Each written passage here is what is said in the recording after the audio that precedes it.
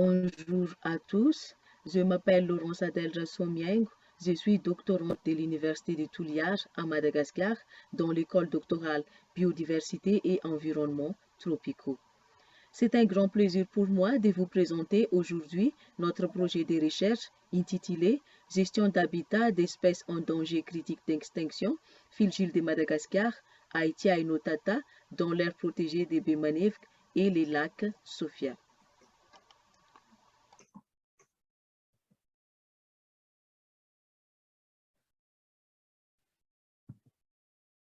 Sans plus tarder, passons maintenant à l'introduction. Les zones humides sont importantes économiquement et pour la biodiversité.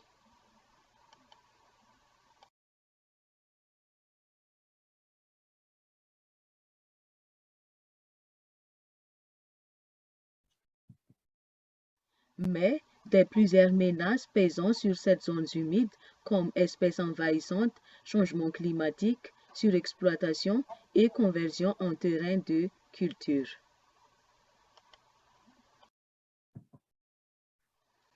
Aythya innotata est une espèce de canard plongeur d'eau douce qui se nourrit des macro-invertébrés.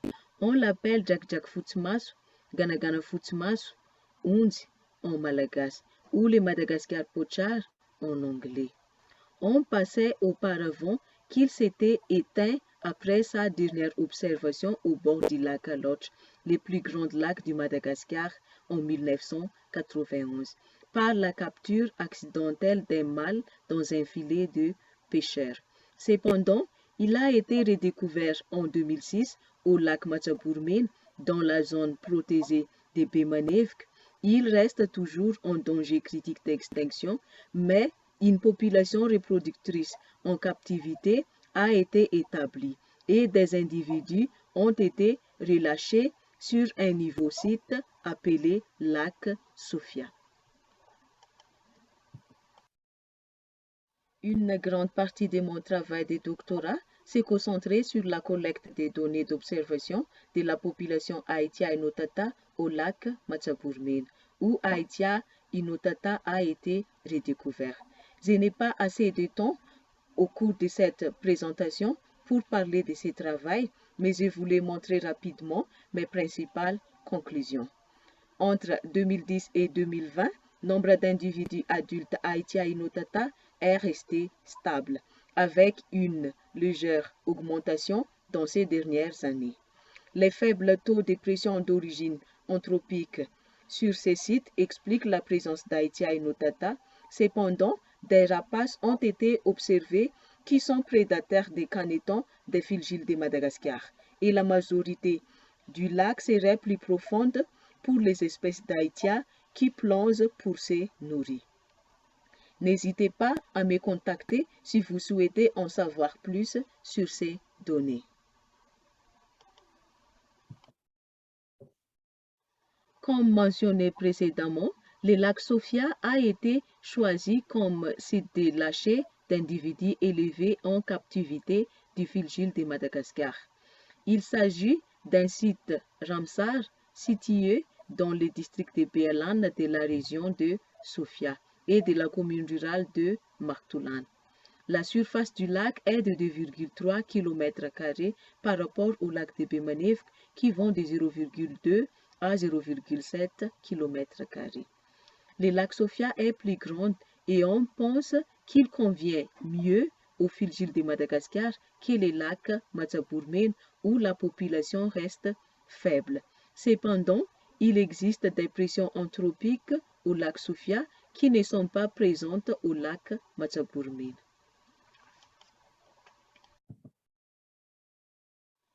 Je passerai le reste de la conférence à expliquer l'expérience de manipulation in situ que j'ai menée au lac Sophia pour comprendre ces différentes menaces anthropiques et comment elles affectent l'écosystème du lac. Voici quelques hypothèses que nous avons adoptées pour comprendre l'expérience. Premièrement, est-ce que les tilapias envahissantes introduits ont un impact sur l'écosystème du lac Sophia? Deuxièmement, est-ce que la turbidité a un impact sur la communauté des macrophytes submergées et flottantes? Et troisièmement, est-ce que la quantité de matières organiques ou de pesticides entrant dans les lacs a un impact sur l'écosystème du lac Sofia?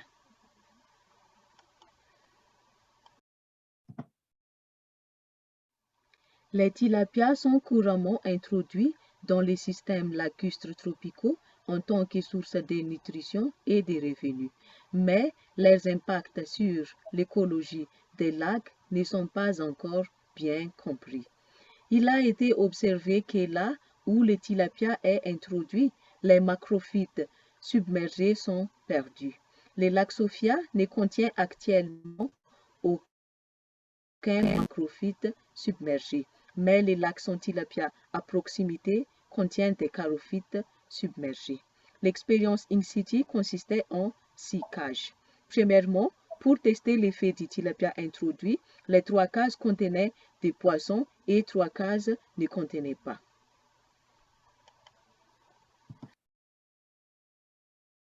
Dans chaque case, il y a 2 plateaux de la cuvette en plastique contenus des débris végétaux, sédiments lacustres, débris végétaux mélangés aux sédiments et les charophytes.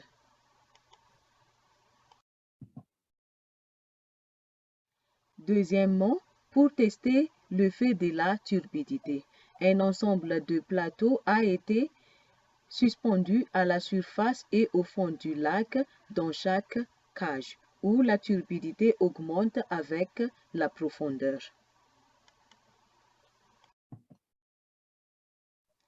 Le vaste marais de papyrus entourant le lac Sofia filtre une grande partie des matières entrant dans le lac. Troisièmement, pour tester l'effet d'un manque d'apport organique dû à cette filtration, un plateau a été rempli de débris végétaux et de sédiments lacustres. Les plateaux avec les débris végétaux visent à tester l'effet potentiel d'un manque d'apport organique dans le lac. S'il y a plus de macro-invertébrés dans les plateaux de débris végétaux, il se peut que le manque de débris végétaux entrant dans les lacs Sofia supprime les populations des macro-invertébrés.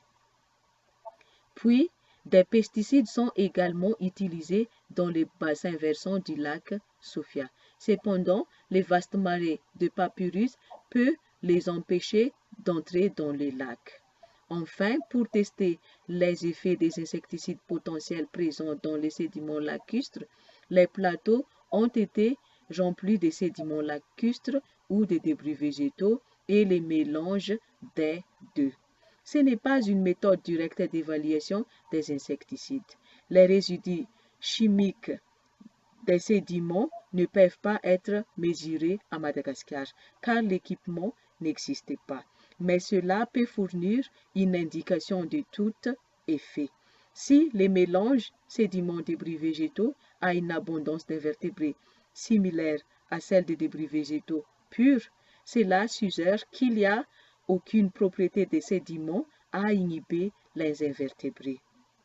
Mais si l'abondance des invertébrés dans le mélange est plus proche des sédiments purs, cela suggère qu'il y a quelque chose dans les sédiments qui supprime les populations d'invertébrés.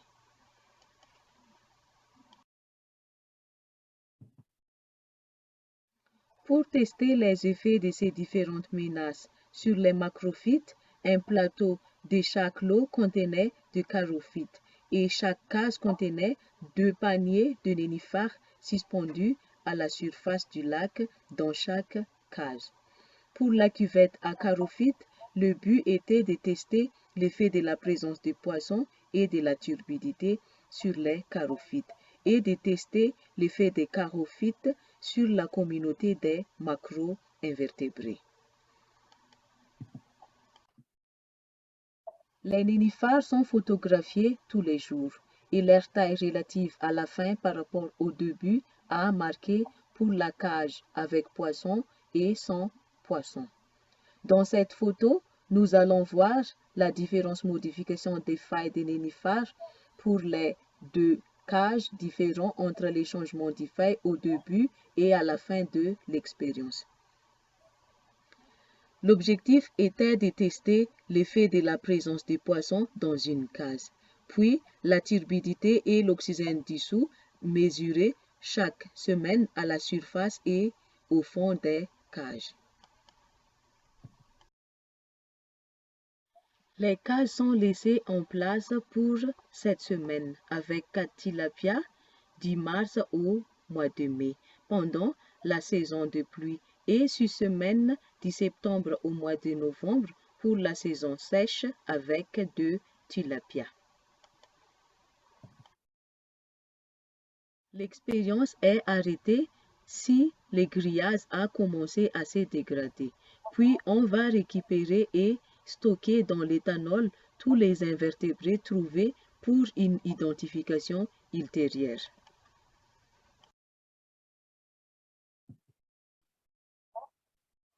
Et finalement, enregistrer tous les poids secs des sédiments et des matières végétales.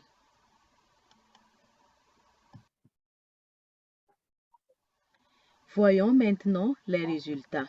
Vous pouvez constater que le poids sec des charophytes est égal à 0 lorsque les poissons sont présents et que la survie est nettement réduite au fond du lac. Les mesures d'oxygène dissous ne montrent aucune différence entre la surface et le fond du lac, ce qui suggère que cela n'est pas responsable de la différence de survie. On pense généralement que les tilapias sont omnivores. Il se peut donc qu'ils prédisent directement les charophytes ou qu'ils créent une turbidité qui entraîne la mort des charophytes ou une combinaison des deux.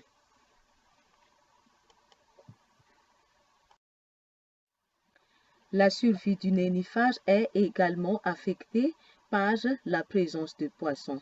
En effet, les plantes dans les cages sans poissons ont doublé de taille en moyenne au cours de l'expérience, alors qu'elles ont diminué de taille en présence de poissons. Il n'y avait pas de différence entre les densités de poissons élevées et faibles pour la survie des nénuphars au cours des deux périodes expérimentales différentes.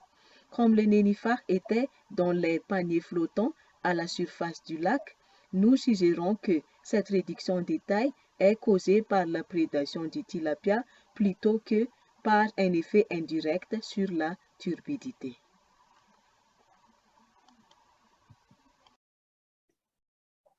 Je discuterai de l'effet des différents traitements sur l'abondance des invertébrés. Les chironomidés étaient les invertébrés les plus couramment observés. La diversité des insectes n'était affectée que par la profondeur. Elle était la plus élevée près de la surface. C'est le cas avec et sans poissons. Cela suggère qu'ils sont négativement impactés par la turbidité du lac. Il n'y avait pas de différence significative entre les plateaux contenant des sédiments lacustres, des débris végétaux ou un mélange des deux, ce qui suggère que les sédiments lacustres et un manque d'apport organique n'affectent pas négativement la communauté des macro-invertébrés. Peut-être que les vastes zones humides de papyrus filtrent les pesticides.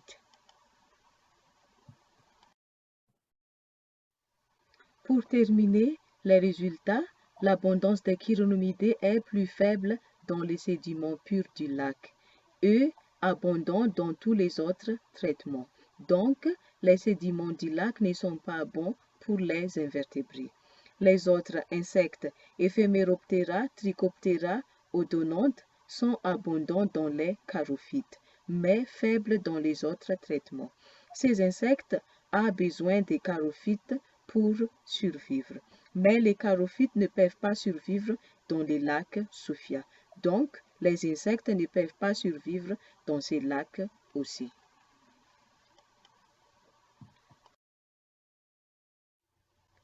Pour conclure, les tilapias introduits ont un impact sur les macrophytes dans les lacs Sophia. Les macrophytes et les macro-invertébrés sont touchés par une turbidité accrue.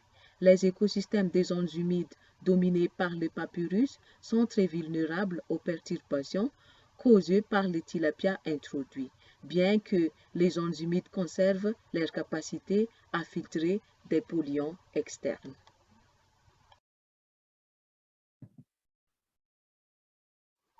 La gestion des pêches peut être nécessaire pour réduire les impacts du tilapia introduit au lac Sofia. En plus de protéger la zone humide du papyrus environnante, le reboisement du bassin versant peut aider à réduire principalement l'apport terrestre dans les lacs et à réduire la turbidité du lac. Cela aidera les fils-îles de Madagascar en augmentant la communauté des macro-invertébrés au lac Sofia, qui est la source de nourriture. J'aimerais remercier les British Ecological Society pour leur financement de la réalisation de cette recherche. Ainsi s'achève ma présentation. Mesdames et messieurs, merci de votre aimable attention. Une grande partie de mon travail de doctorat s'est concentrée sur la collecte des données d'observation de la population Aythya Innotata au lac Matsabourmine, où Aythya Innotata a été redécouvert. Innotata was rediscovered. During this presentation, I won't have enough time to discuss all of these details, but I would like to show you the main conclusions. Between 2010 and 2020, the amount of individuals has remained stable, with a slight increase these last few years.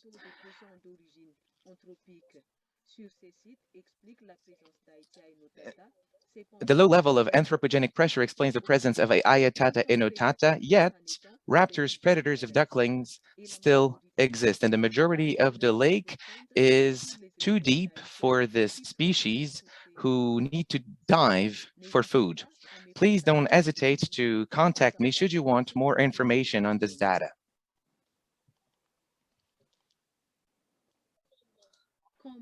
As previously mentioned, Lake Sofia was chosen as the release site for captive bred individuals at the Madagascar Pochard. It's a Ramsar site located in the Bielanana district of the Sofia region and rural municipality of Maratolona. The surface of the lake is 2.3 square kilometers compared to the lakes of Bemanevica, which range from 0.2 to 0.7 square kilometers. Lake Sofia is bigger and thought to be better suited to the Pochard than Lake Matsaborimena, where the population remains small.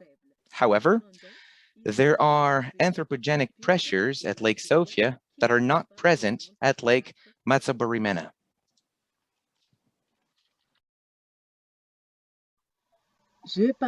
I will spend the rest of the talk explaining the series of in situ manipulation experiments I ran at Lake Sofia to understand these different anthropogenic threats and how they affect the lake ecosystem.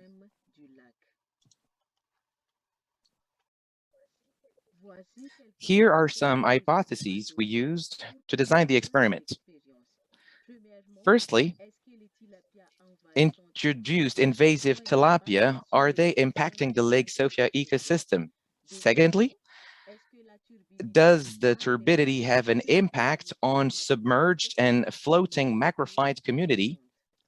Third question, the input of matter of pesticide, is it impacting the Lake Sofia ecosystem?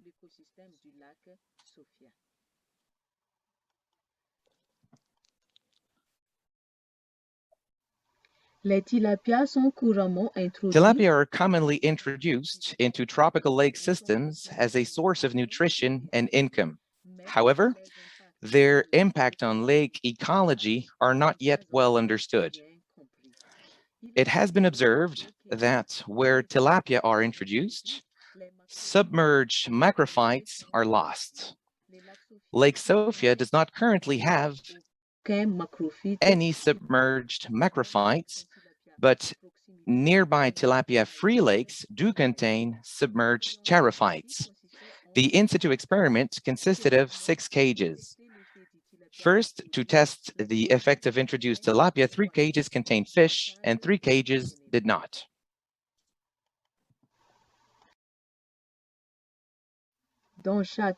In each cage, there are 2 plastic bowl trays containing detritus, lake sediments, a mix of detritus with sediments, and the soil to plant the charophytes.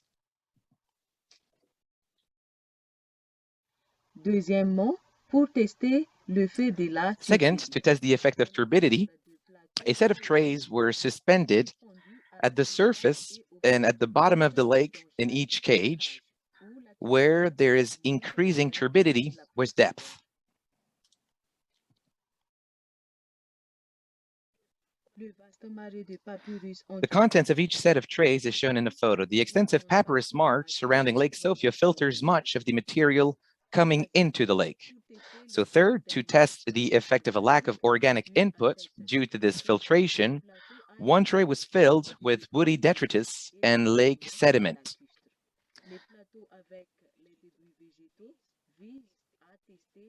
In order to test the potential impact of the lack of organic input in the lake.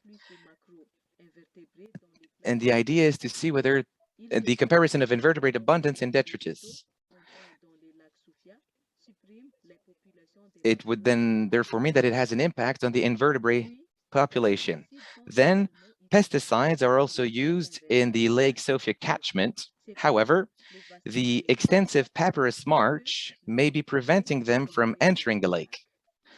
So finally, to test the effects of potential insecticides present within the lake sediment, trays were filled with either lake sediment or detritus, or a mix of both. This is not a direct assessment method for insecticides. Chemical sediments cannot be measured in Madagascar because we did not have the necessary equipment. But this allowed us to have an indication of the situation. If the mix between pure sediments and detritus leads to a similar population in invertebrate as in the first case, this would suggest that sediments could inhibit invertebrate population. However, should the invertebrate abundance be higher within the tray of pure sediments, it would suggest that pure sediments have a decreasing impact on invertebrate populations. To test the effects of these different threats on macrophytes, 1 tray from each batch contained charophytes, and each cage contained 2 baskets of water lilies hanging on the surface of the lake. For the charophytes cuvette, the aim was to test the effect of the presence of fish and turbidity on the charophytes, and to test the effects of the charophytes on the macroinvertebrate community.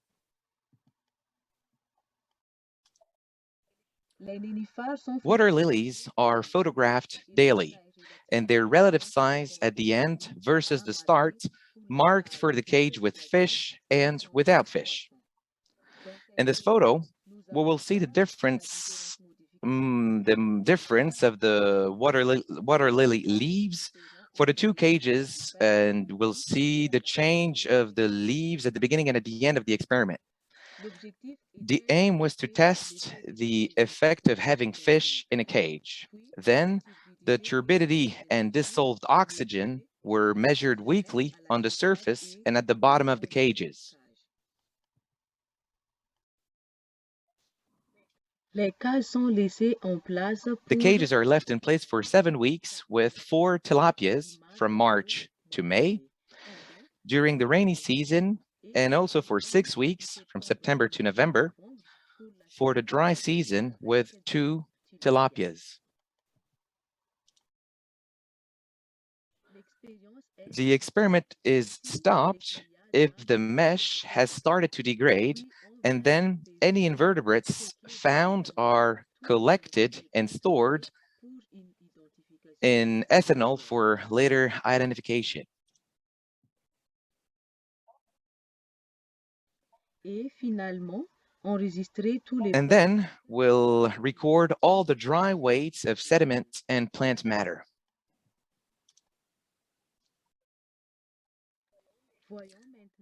What about the results? You can see the dry weight of charophytes is null when fish are present, and survival is clearly reduced at the bottom of the lake. Dissolved oxygen measurements show no difference between the surface and the bottom of the lake. This suggests that this is not responsible for the difference in survival. Tilapia are generally thought to be omnivores, so it could be that they are predating on the charophytes directly, or it could be that they are creating turbidity, causing the charophytes to perish, or a combination of both.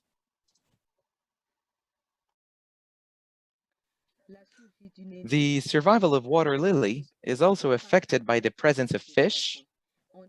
In fact, plants in the cages without fish doubled in size on average during the experiment, whereas they decreased in size in the presence of fish. There was no difference between the high and low fish densities and water lily survival during the two different experimental periods. As the water lilies were in floating baskets at the lake surface, we suggest this reduction in size is caused from predation by the tilapia rather than by an indirect effect on turbidity.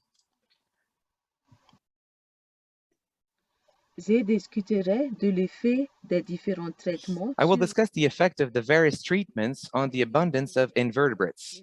Chironomidae was the most commonly recorded invertebrate. Insect diversity was only affected by depth. It was highest near the surface. This is the case with and without fish, and this suggests they are negatively impacted by the lake turbidity. And there was no significant difference between trays with lake sediment, detritus, or a mixture of the two, suggesting that the lake sediment and the lack of organic input is not negatively impacting the macroinvertebrate community. Perhaps the extensive papyrus wetlands are filtering out pesticides. Pour terminer, les résultats, l'abondance des chironomidae est plus faible dans les To conclude, the results of the abundance of chironomidae is lower in the pure sediments of the lake and abundant in all the other treatments. Therefore, the sediments in the lake are not good for invertebrates. The other insects, Ephemeroptera, Trichoptera, Odonata, are abundant in the charophytes, yet low in other treatments. These insects need charophytes to survive, but charophytes cannot survive in Lake Sophia. Therefore, these insects can also not survive in Lake Sophia.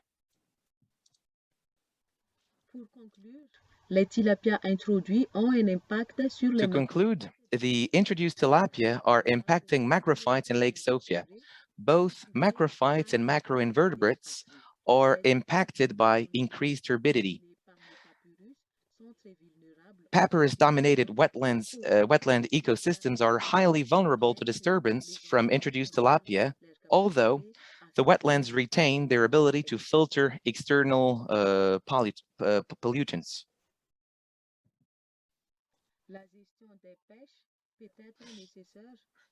Fisheries management may be needed to reduce the impacts of the introduced tilapia at Lake Sophia. In addition to protecting the surrounding papyrus wetlands, catchment reforestation may help further reduce terrestrial input into the lake and reduce lake turbidity. This will help the Madagascar pochard by increasing the macroinvertebrate community at Lake Sophia, which is its food source.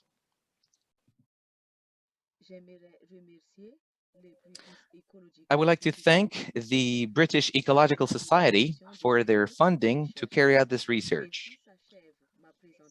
This concludes my presentation. Ladies and gentlemen, thank you for your kind attention.